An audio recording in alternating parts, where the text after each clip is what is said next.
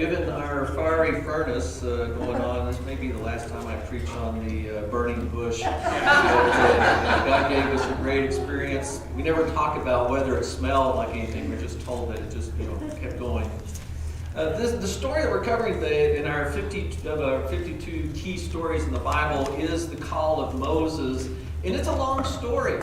It covers from Exodus 1 all the way through the 6th chapter. We are going to focus only on those 10 verses, but we're going to share sort of that backstory because there's always much more to the story, right?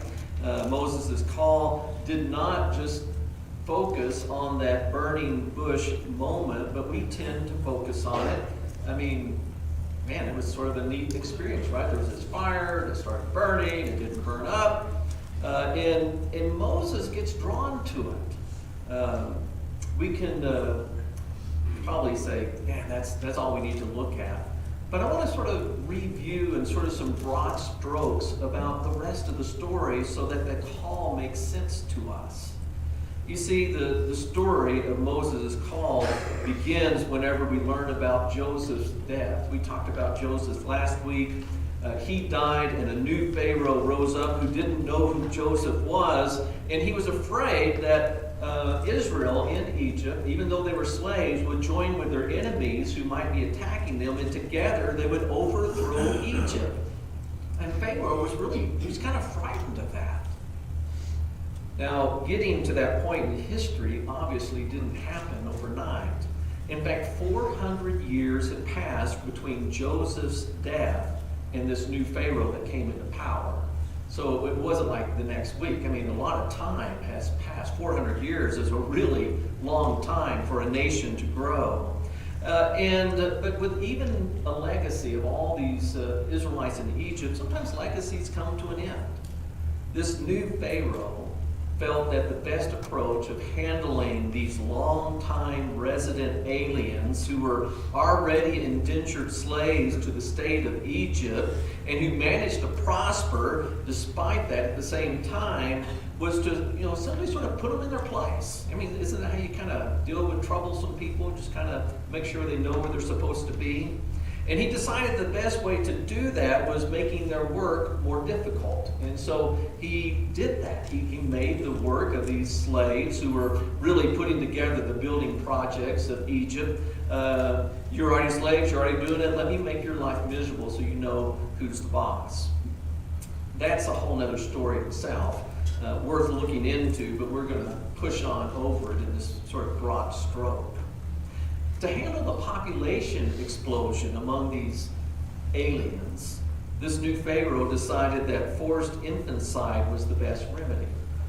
So he made it a rule that every male child born to an Israelite would be put to death. Like most oppressed people, they did their best to get around that law. And sometimes they succeeded. We wouldn't have the story of Moses if he didn't get around that law, or his brother's survival for that matter. There were some who did, but most of these Hebrew boys were killed. It's part of the story that we don't focus much about, but very often nations who want to control try to figure out how to get rid of the kids.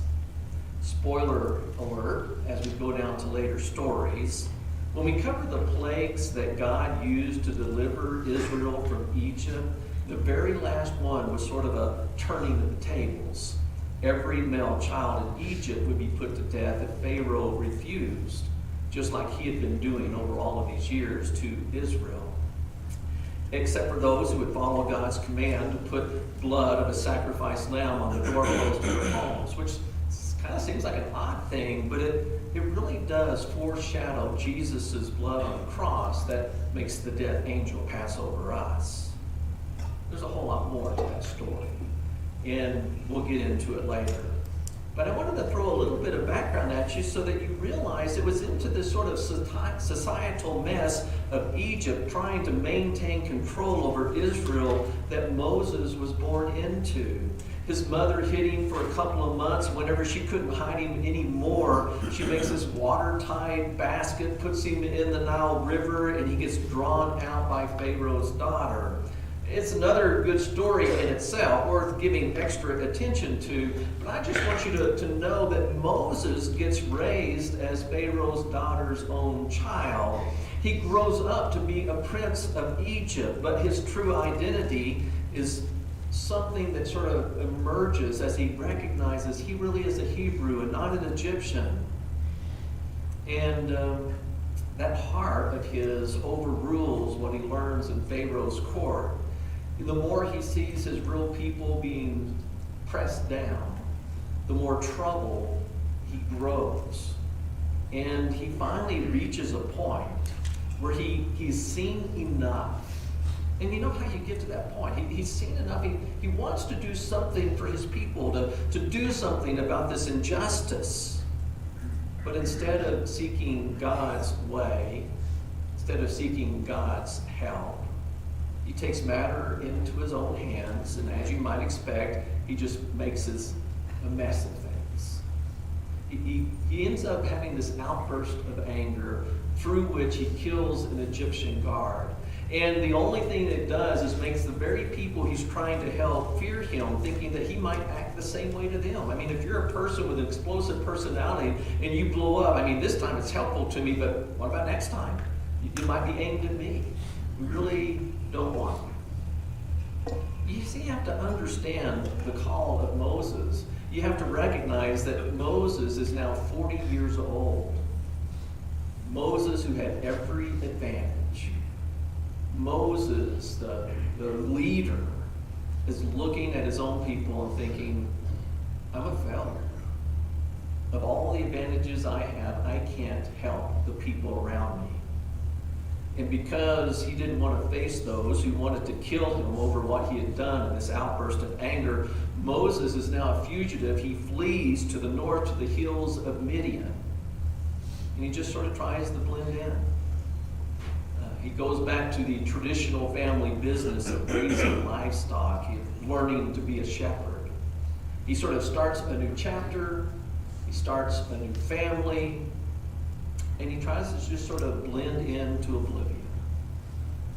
Now, if you didn't realize it, Moses' life can be divided into three neat parts of 40 years each. There were those first 40 years spent in Egypt. Then there was these second 40 years of him being a shepherd. And it gets glossed over 4 times, but you can learn a lot about being a shepherd in 40 years. And then there's these last 40 years of leading God's people to the promised land, which begins with this call. And so I wanted you to understand that, yeah, he's 80 years old, but it's like he's already lived 2 different lives. And now God wants to call him the failure, him the let's hide from life, him the fugitive. You want me to deliver a message of deliverance to people who don't want anything to do with me?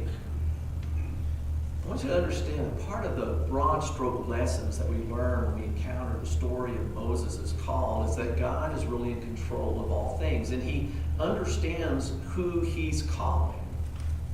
He allows us to make our own choices in our life, whether they're good or bad, whether they lead to success or failure. But God, in his mysterious ways, can use what we choose to bring about his will, and he does so time after time.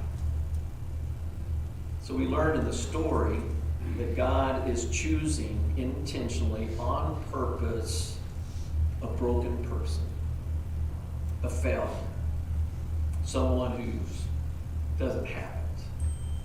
And he is going to use this failure of a person to bring about his plans to his promised people. And if God can use someone broken like Moses, I want you to get, if nothing else, I want you to understand that God can use a broken person like you. We also learn that the skills that help you advance in society, all of those skills he learned in Pharaoh's court. And believe me, he learned a lot. And by the time you're 40, you go through Pharaoh's court, you learn a lot about how to run things and how to manage things and how to be a prince of Egypt and take over projects. He had all kinds of stuff going for him, but But you might say, in order for God to use him, he had to spend another 40 years unlearning everything that Egypt had taught him. He didn't come in and say, hey, I've been working in the courts of Egypt, and I know how we have to run this thing. Let's do it this way. No, God said, let's take 40 years. I want you to learn to be a shepherd. I don't want you to be a prince of Egypt. I want you to learn how to care. And I want you to learn how to look at a flock. And I want you to know what it's like to live with the sheep. And I want you to learn those lessons. And I want you to lead my people like a shepherd. It's difficult for us to put away what we learn in the world and realize that God might have a better plan. And sometimes we have to humble ourselves and learn his ways. We read earlier in our service those 10 verses of chapter 3. We learned that it was an angel of the Lord who appeared to Moses in this burning bush that doesn't burn up. And it's such a phenomenal experience that as Moses is out and he's being the shepherd and he sees it, he's mesmerized by it. He's never seen anything like it. And he is drawn to it. He says, man, I've got to go see this marvelous thing. And as he's did, we're told, and I'm going to use the Hebrew terms rather than the English terms, we're told that Yahweh saw him turn aside and Elohim called him from the burning bush with 2 words. Moses, Moses. We like to hear our names, don't we? Would you like to hear God call your name out? Moses responds to hearing this voice call his name from the bush with these 3 simple words. Here I am. That's his response. Here I am. I think there's something important in this simple phrase for us to learn. We need to recognize that it's this simple way. You might not realize this, but these 3 simple words are the same way that Abraham responded when he heard his name. It's the same way that Isaac responded, and Jacob responded, and Joseph responded, and now Moses is responding. It's the same way that Samuel would respond, and David respond, and Isaiah would respond. Here I am. It's a much better response than what Adam and Eve did in the garden. You remember their response, right? We covered that story. God is in the garden, and they hear him, and they're, here I'm not. I'm hiding from you. So I want you to think about that when God calls your name, of saying, here I am. Here I am with my talents and my troubles. Here I am with my successes, my failures. This is me. That's really what here I am means. What you see is what you get. And God knows what he's getting. And it might even mean that here I am with all of my objections to your calling me, God. You have to realize that Moses had a lot of objections whenever God called him. You might relate. But before Moses could raise any of the objections which he had, we're told that a voice of God warned Moses not to draw any closer to this burning bush because he was standing on holy ground. There's a part of us who wants to be in Moses' shoes. We even sing some church songs over the ages of saying, this is holy ground. We're standing on holy ground. You were trying to say, we're close to God. We're drawing near him. But Moses is told it's holy ground kind of as a warning. It's kind of like, hey, you've come close enough. Don't you realize that this is holy? Take your shoes off. Stay still. And it says that out of the voice comes this identification to Moses of who it is that's been calling his name out. I am the God of your father, the God of Abraham, the God of Isaac, the God of Jacob. God wants Moses to be crystal clear in his identity. He doesn't want him to be confused about this voice that was prompting him to act in a certain way and to do certain things. And I think that's important. I think God always clarifies who he is whenever he calls us. Because I know there are a lot of stories, and I think they're sort of terrifying stories of people who do things, horrible things, because they think God has called them to do it. Have you read those stories where, like the mother who drowned her 3 kids, and she said, God told me to do that. I'm going like, I don't think so. I don't think God would do that. Whenever you hear someone who's prompting you and trying to get you to do something, you might decide, is this voice coming from God or not? Is this really from God? And God identifies himself. He doesn't speak up without his identification. Moses doesn't fall on his knees. It says that Moses hides his face from the very thing that has drawn his attention. He's captivated. He hears his names. He's drawing close. He's told he's come too close. And he's like, man, I don't want to look at God. I think that tells us more about Moses than it does about God. He knew he was unholy, and he knew he was unworthy, and he didn't even want to look upon God. God tells Moses that he had seen what was happening to his people. Moses had been isolated. Moses hadn't heard anything over the last 40 years, not much of it. But God has been, over those 40 years, watching his people suffer. Watching 40 years of baby boys die. 40 years of things being harsh on his people. He'd heard their cries, and I'm sure their cries were daily for 40 years. He's aware of their suffering. And he says, Moses, I came down to deliver them from the power of the Egyptians, to lead them to a good and spacious land, to a land flowing with milk and honey. But, as we're told in Exodus 3:8, it's also a land that was currently possessed by the Canaanites and the Hittites and the Amorites and the Pezerites and the Hivites and the Jebusites. There are a lot of people who are living in the Promised Land. Their presence in the Promised Land would be so intimidating later on to the spies that Moses would send into the Promised Land that they would look around and they're like, I don't think this is where we want to go.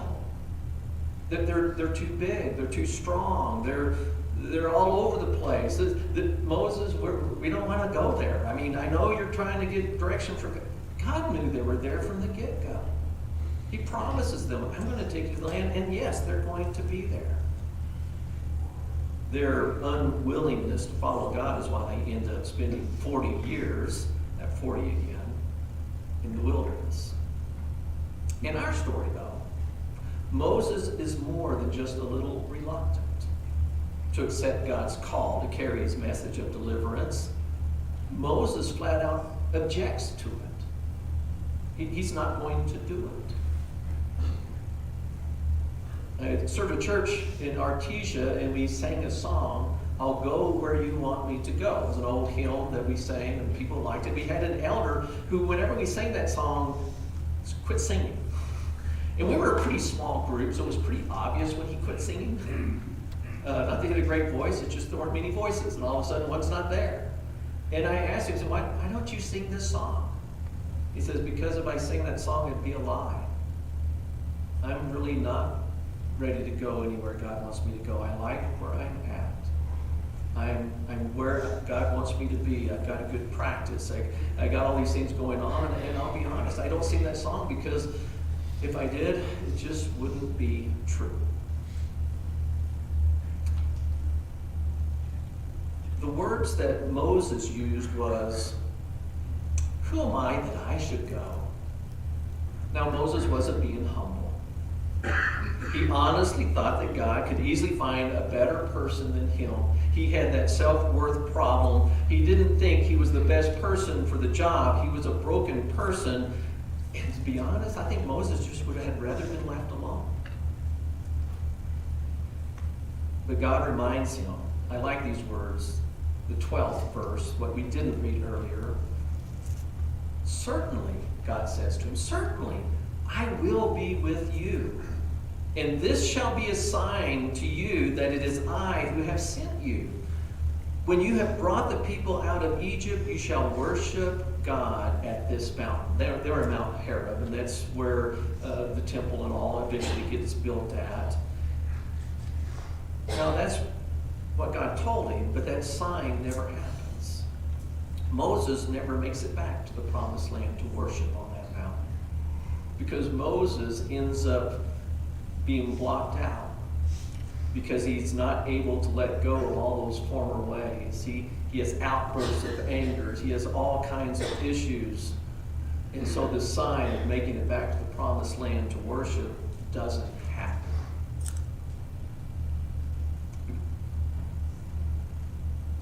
Moses' first objection. Okay, God, let's say that I do what you want. I go back to the sons of Israel and I tell them the God of their fathers sent me, and they're going to say, well, what's his name? And I'm going to say, I don't know what his name is. So God answers that objection. I am who I am. Now, that's not a name that tells us a lot. It's not like, I am the God of the Nile, or I am the God of thunder, or I am whatever. I'm just who I am. Tell them I am sent you. Now, I am in Hebrew is a verb. It's haya. Go tell them I am. It's a new name for them. They've heard of Elohim. They've heard of Yahweh, but this I am is a new name. It's probably good that God is who he is rather than who we want him to be. You know, we're often trying to create God in our own image. We're trying to make him out to the way we want him to be. We're trying to change his laws to suit our culture and our things that we want. We often try to get God to do the things that we want him to do. But part of the nature of our God is he is who he is. And fortunately for us, part of who he is good and gracious and merciful. After answering that objection, God tells Moses, again, this is the second time, if you go through all of the chapters and read through it, he says, I want you to tell the Israelites that I'm concerned about them. I do care. And I'm concerned what's been happening to them in Egypt. God repeats in detail the second time of what he is going to do, and it's almost word for word of what he used earlier in the story. But this time God adds, Moses, they will listen to you. He tells them straight out. I mean, if God told you something like that, you'd listen, right? He said, Moses, when you get there and you tell them the things I want you to tell them and do the things I want you to do, they will listen. Well,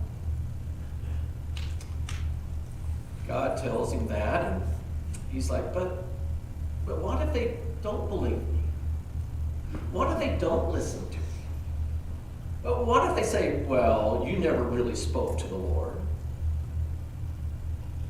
And God says, okay, obviously you're not listening. What's in your hand, Moses? Staff? Throw it on the ground. Moses throws it on the ground, and it turns into a serpent. And I like this part of the story because it shows just what kind of a person Moses is. It says he throws it on the ground, and then he fled from it when it turned into a serpent. And we don't always tell that story when we're talking to the kids. We kind of have the Moses, and he throws it down, and he's the Superman. He throws it down, turns into a serpent, he's like, yikes, and he runs. That's what Moses does. Well, God gets him and he brings him back and he says, hey, this is how you pick it up. Grab it by the tail, turns back into the staff. And then God says, well, if they, when you do that, if they don't believe you that you came from me, put your hand in your bosom, which is, inside your robe. and pull it back out. He pulls it back out, and it says it's leprous as snow. It's pretty awful. He's probably pretty freaked out. He says, now put it back in. He puts it back in and draw it back out, and it's restored. You know, he's telling him to do some things that are sort of God kinds of things that no one can duplicate. He says, and if that's not enough, then I want you to, at that time, to take a bucket of water, and you'll take it down to the Nile, and you'll come back and you'll pour it on the ground, and it'll turn into blood. Now, he doesn't demonstrate that one because he's still at the burning bush, but Moses objects again. Even though he just had these two miraculous things happen right in front of him, Moses says, please, Lord, I've never been an eloquent man. I'm slow of speech and I'm slow of tongue. And I want you to listen to God's answer. This is in the 4th chapter, verses 11 and 13. God says this, and I love it.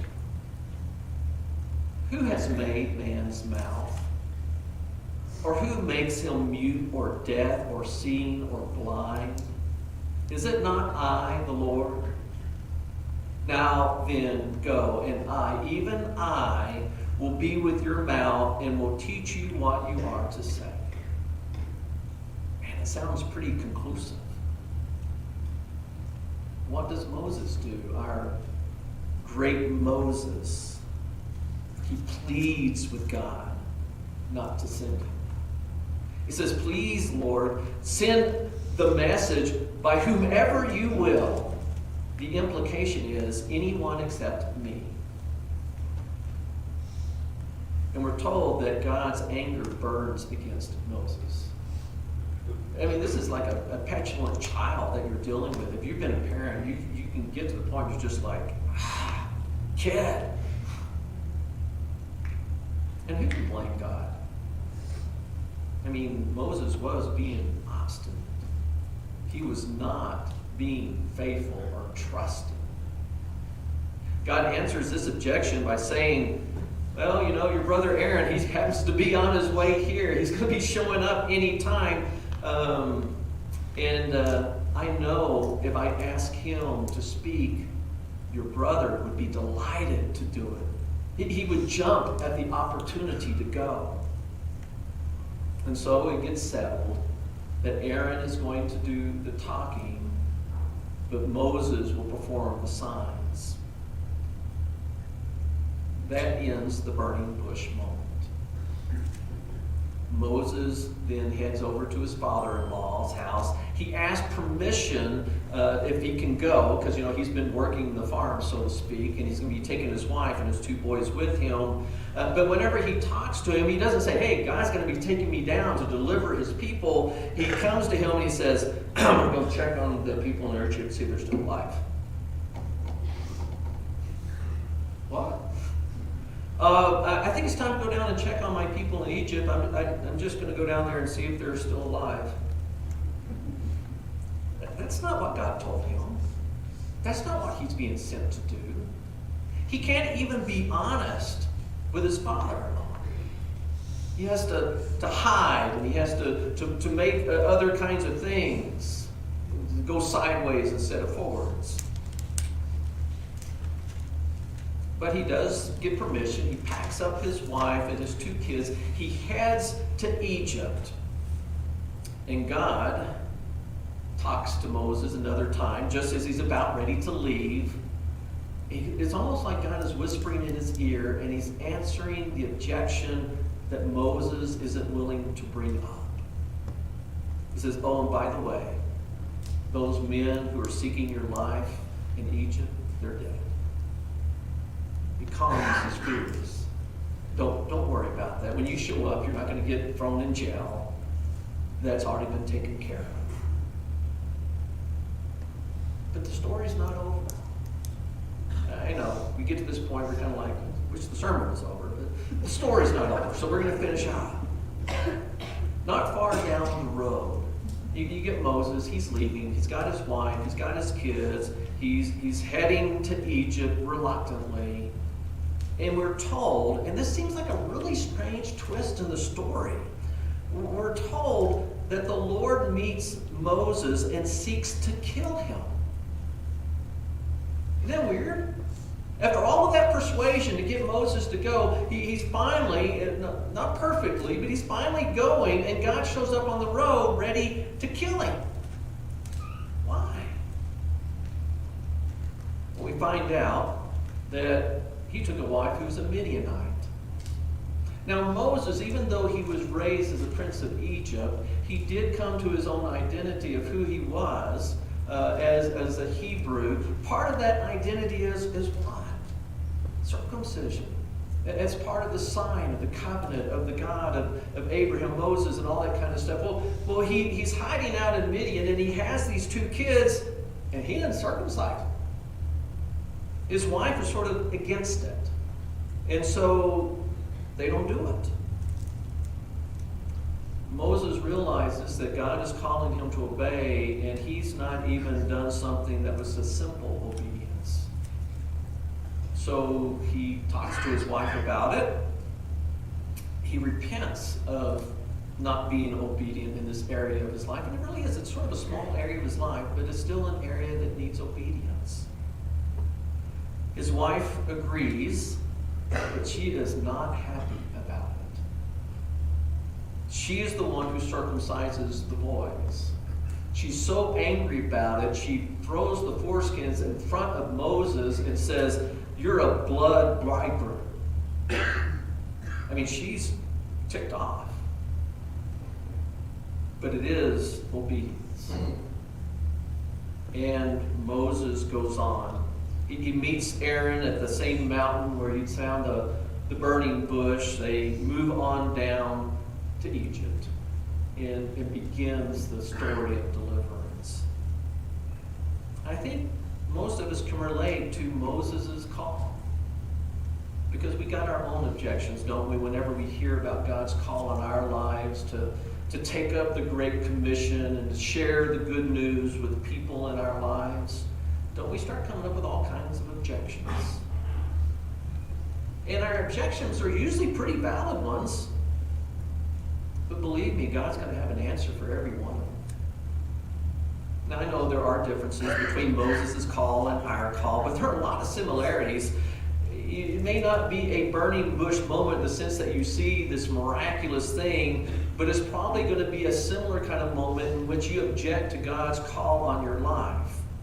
I mean, isn't that for someone else to do?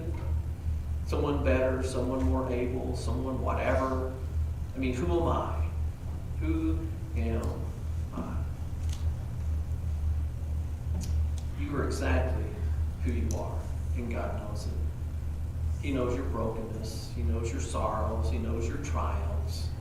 And He is calling you to join Him. He's not going to send you out there alone. I'm going to be with you. I'm going to be right there. I'm not calling you to do something that's impossible, because I'm going to be there. And all things are possible when I'm there. He's not looking for perfect, unbroken people. He's looking for those who remember that they're walking with God, who understand that God is going with them, who are ready to reach out to those who need to be delivered. And believe me, the people who are lost, who are slaves to sin, are just as ready to be delivered as the people in Israel who were under Egypt's persecution. Jesus was absolutely right. Jesus says the harvest is plentiful. Really? It's plentiful here in Los Alamos? But the workers are few. There are lots of lost people all around us, and we're going to be continuing to challenge you to take up God's call in your life. And we're not going to say, go save a whole nation of people. We're just going to say, can you think of just one? Just one person that God is calling you to share the message of deliverance. We have a hymn of invitation that we're going to be using. So those are going to be leading it if you come forward. I want you to understand that God's not going to leave you alone.